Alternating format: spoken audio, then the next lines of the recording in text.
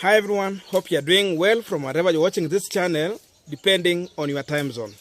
Now, some days back, Moses Kuria was in a meeting with the One Kenya Alliance principals, led by Stephen Kalonzo Musyoka, where Kuria insisted that for him to work with Oka, they should not go into a coalition or sign any agreement with Azimio la Umoja.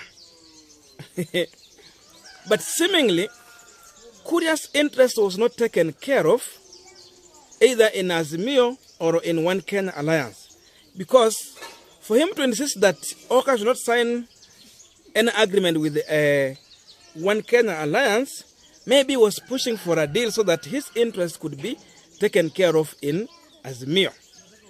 So today, this is what Moses Kuria shared on his Facebook page, if you allow me to read, which seemingly shows that he's not going to work with the Oka. This is to inform Kenyans that Chama cha Kazi Party and 21 other political parties are in early talks with the Kenya Kwanza Alliance that will lead to a very broad-based grand coalition that will deliver the nation to peace and prosperity. Details to follow. That is Moses Kuria. Now we are continuing with our Punchline discussion, but I have a quick request. You might be watching this channel, but you have not yet subscribed. So my humble request, please consider subscribing so that another time, once we release a video like this one, will always get notified. Again, to all our channel subscribers and anyone who drop comment, I must say thank you so much for your unconditional support. Again, I'm requesting you to give this video thumbs up so that YouTube can recommend our videos to more viewers. Back to our discussion. Now, as I had said in the beginning, the talks between Moses Kuria and the Oka principals could have been initiated by either side. It could be either Oka itself, Moses Kuria, or even President Uhuru Kenyatta, and that is what I said in one of our past videos. But seemingly, they did not strike a deal. That means that Moses Kuria's interest was not taken care of in One Kenya Alliance, but largely we can just say in Azimio la Umoja. Because if you look at Moses Kuria and his latest move, shows that Moses Kuria has interest in Kiambu politics. The truth of the matter is that Kuria wants to become the Kiambu governor. So in this election, Kuria is going to campaign as a gubernatorial candidate. And therefore, if you look in One Kenya Alliance, which is seemingly just a branch of Azimio la Umoja, it's like they have a candidate for Kiambu County. Because Raila Odinga and President Uhuru Kenyatta seemingly, they found a defender in the current Kiambu governor by the name James Nyoro. Because Nyoro has been a pro-Azimio person. He has defended President Uhuru Kenyatta, he has defended Raila Amolo Odinga, and seemingly, he is the Jubilee candidate in Kiambu County. And Moses Kuria is coming here. He also wants to go into the same race. So in that way, it means there is no way, or it's not possible as of now, for President Uhuru Kenyatta and Raila Amolo Odinga to decide just to dump James Nyoro and go for Moses Kuria. So Moses Kuria's big interest even was not to stop One Kenya Alliance from working with Azimio. His interest largely was to see if he can push Azimio to allow him be a sole candidate of this coalition in Kiambu County. But that has not held water. And for that reason, he has to look for a better option that will work in his favor. And that better option for Moses Kuria as of now, seemingly could be the Kenya Kwanza Coalition. And that is what has informed Moses Kuria to make the decision and go ahead to post what he has shared on his Facebook page. So what Moses Kuria could be communicating to Kenyans and all of his followers is that now Kenya Kwanza Coalition could be agreeing to allow him to vie as a coalition candidate in Kiambu County. That's why he's striking a deal with this coalition. Because in Kiambu, we have 3 serious candidates who might go all the way to the ballot. Because we have the former governor, Kabogo, who is now coming with Tujibebe party. I don't know Kabogo is going to go into which coalition. Because now we might have just 2 serious coalitions. That could be Azimio la Umoja and the Kenya Kwanza Coalition. So it means they have to try and fall into one of these coalitions. And the second candidate we have Nyoro, then Moses Kuria. These are the 3 serious candidates in Kiambu County. So James Nyoro largely, as we said, ako kwa Azimio la Umoja. And if you look at William Kabogo, we don't know where William Kabogo is as of now, because before, William Kabogo was in Forum for Mount Kenya Political Parties, which was led by Martha Karua. But currently, Martha Karua is in One Kenya Alliance. Then Moses Kuria was also in that team, but he's parting his ways and now joining Kenya Kwanza Coalition.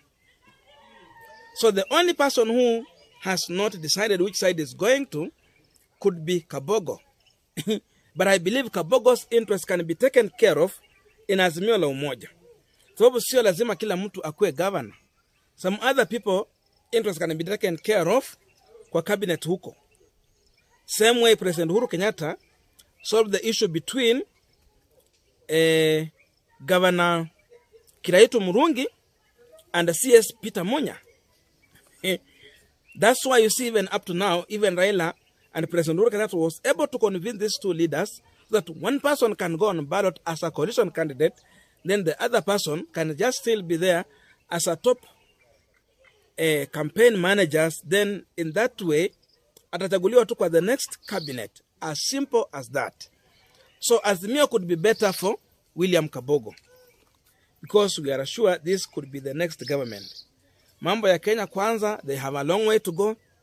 They have a lot to learn, because seemingly in Kenya, as we vote, those people who count our vote determines a lot who become the president, and not the votes.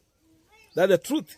And if you don't believe this, I always tell you to ask Raila Odinga na Maraga alinarifa election the other time. Watu wanakumbuka vizuri sana. So Moses Kuria is telling us now, Kenya Kwanza Coalition is going to go into a deal with other 21 political parties.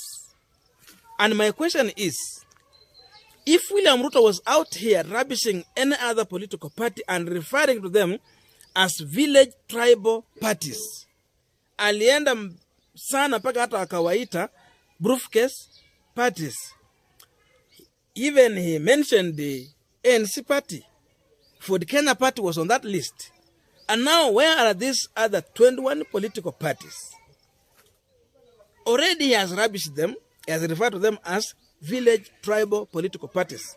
So in one way, it's Moses Kuria confirming to us that William Ruto has now agreed that Kenyan politics is local and it's tribal.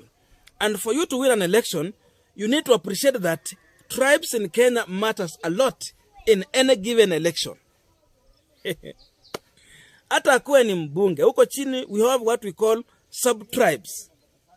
And even in sub-tribes we also have those small communities down there in those villages. So all of these things matter in any election in Kenya, because that's how Kenyan election is defined. And if you want to win an election, you have to appreciate that.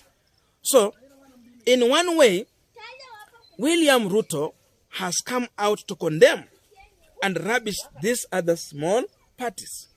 So, how come he's now ready to work with them? We need to work for him. Because if he knew he is going to go into a coalition with other political parties, then he could have not gone that far to refer to this party as tribal or village parties.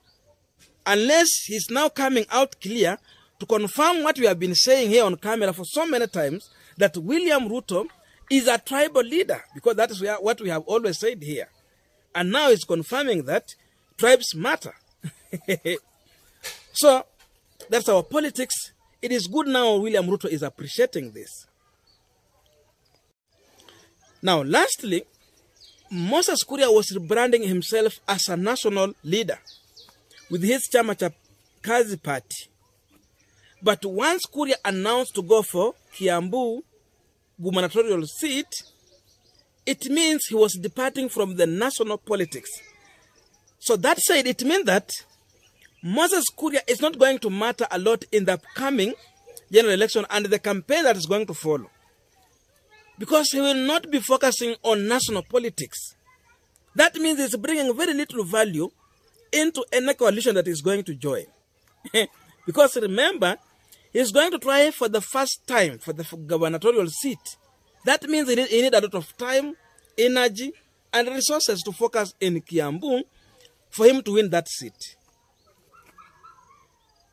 So whoever is going to take Moses Kuria, and that could be the reason why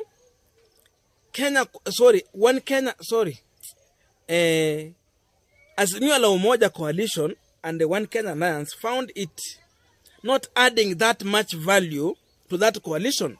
That's why they have been able to allow Kuria to go just as easy as that. Because if he was in the national politics, then it means that he was going to rotate within Mount Kenya region and other surrounding areas to add value to the national politics. But his interest is in the county. So his value is very little on the national politics. So in as much as going to Kenya Kwanza coalition and that team, it means he has little value to add on that table. I don't know what to think about that, but this is my view.